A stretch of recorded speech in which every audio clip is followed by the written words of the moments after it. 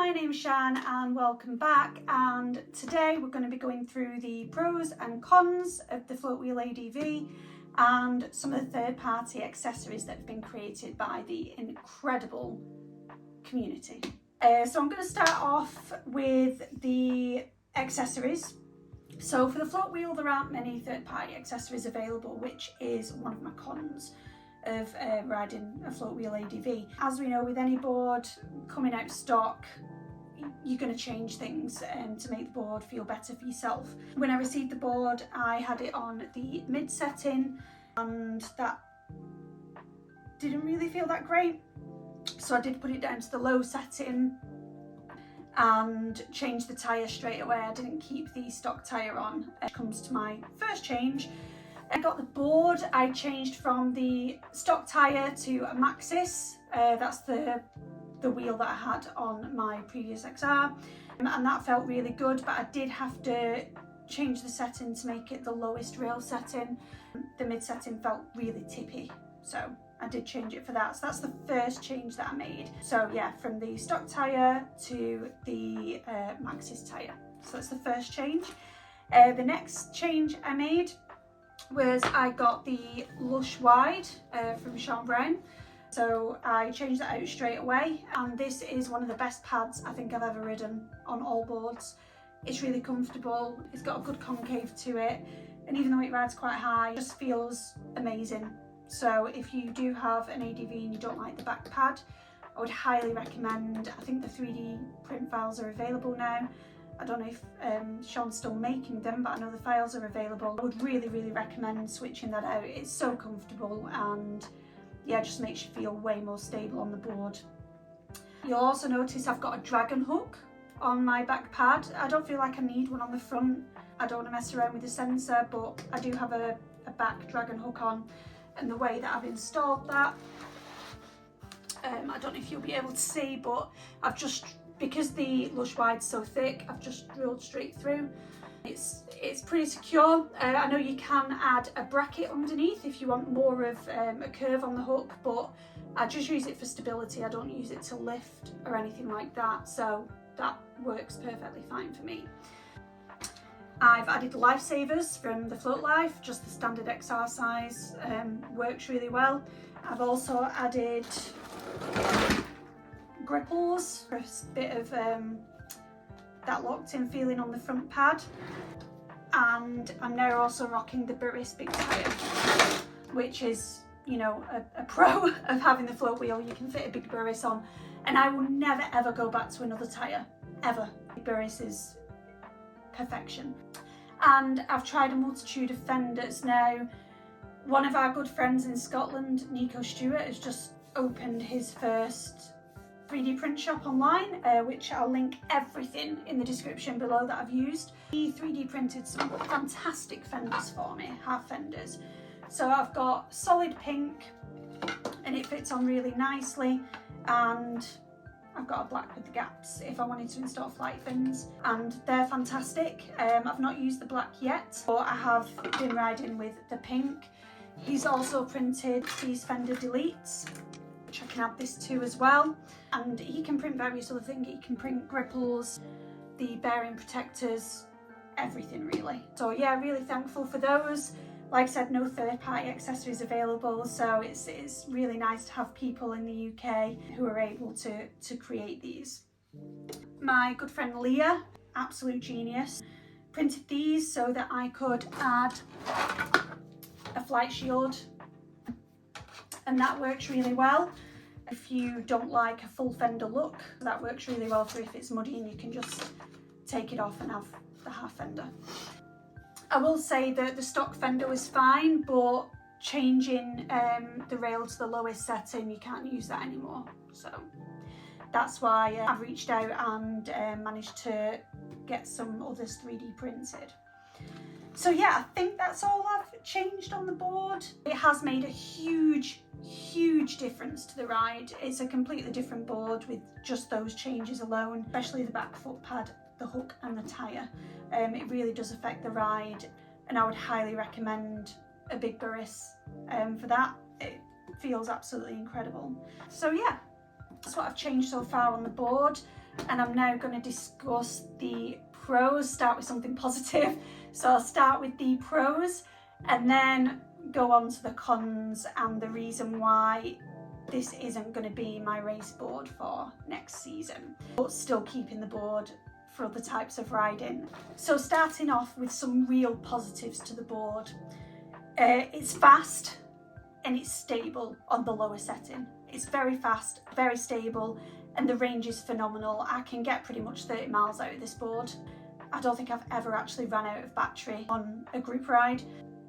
Yeah, phenomenal range and incredibly fast. I think this board's gone up to 28, 29 mile an hour and still feels stable. Like it's not, you know, a fishtail, it's not wriggling around, it's completely stable, which is incredible.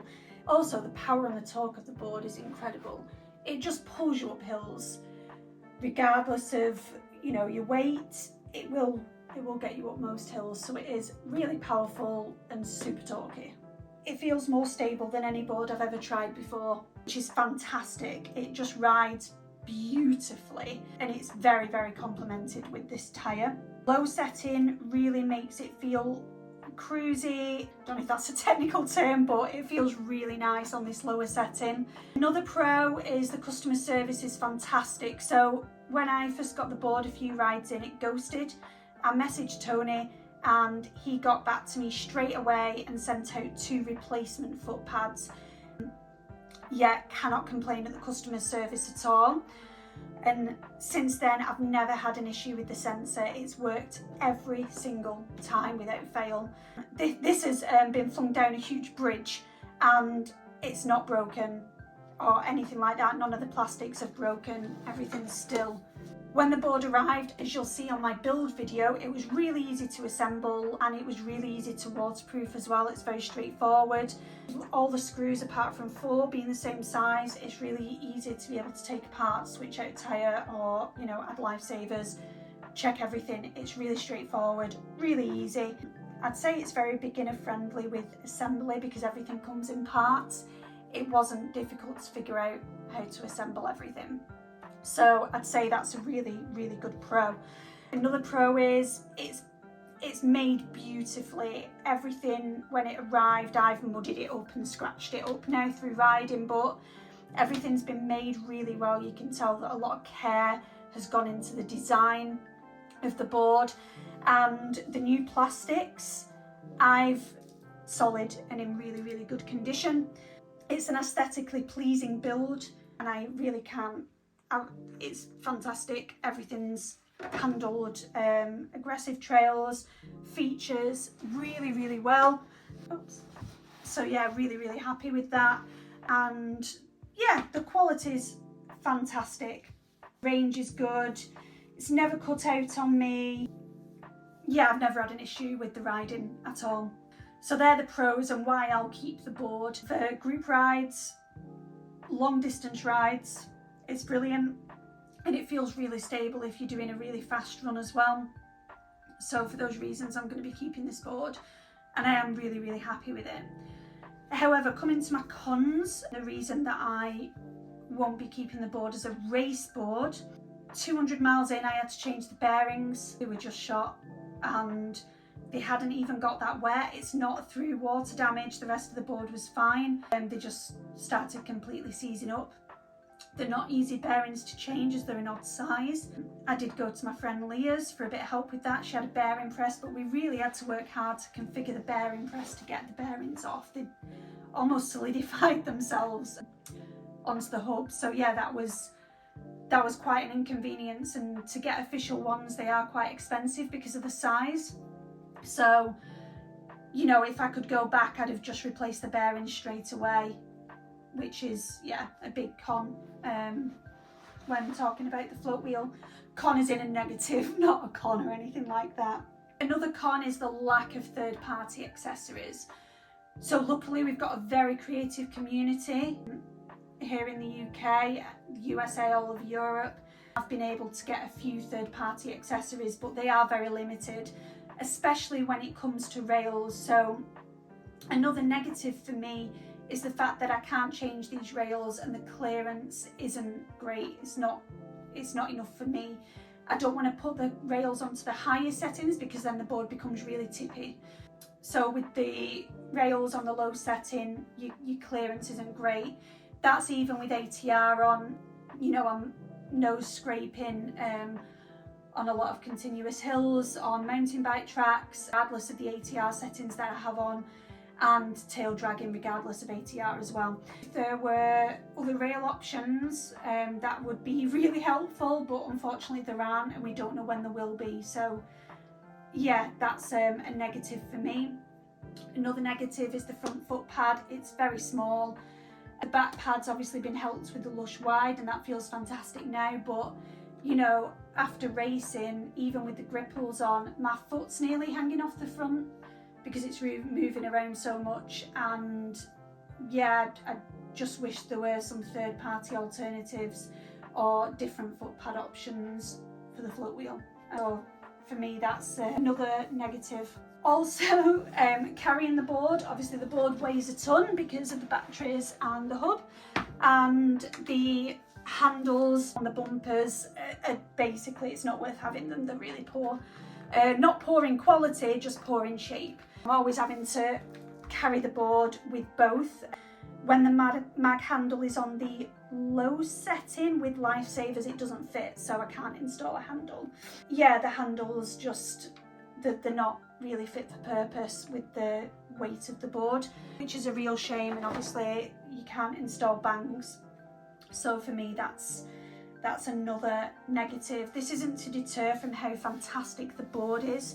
If you're a new rider and you're looking for something fast, reliable, stable, with excellent range, then this is a fantastic option. Again, customer service is great. The board's built to last, and there are some third-party accessories that you can 3D print. So I definitely don't want to detract from the fact that this is an incredible board and an incredible alternative to FM if you don't want to build your own board.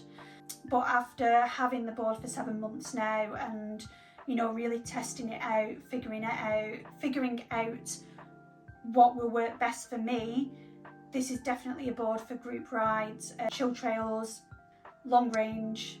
It's absolutely perfect for that. But yeah, for me, mainly due to the lack of clearance and the form factor, you know, it's a tank. It's an absolute tank, and for me, that's not beneficial for racing. So I'm really happy with the board. I'm not getting rid of the board, but I will be getting a X10 Fungineers build for racing. It's got better clearance, it's easier to carry, and that XR form factor is what I love, so that'll work really well for me. But yeah, so that's basically my review of the Floatwheel ADV. If I've missed anything out, apologies, but those are the pros and cons that come to mind after, you know, nearly 1,000 miles of riding, a mixture of riding and racing. And yeah, I'm looking forward to seeing reviews of the ADV too. Another pro with customer service, Tony has offered for ADV owners to be able to upgrade to the V2 electronics for really cheap, which I'll definitely be doing.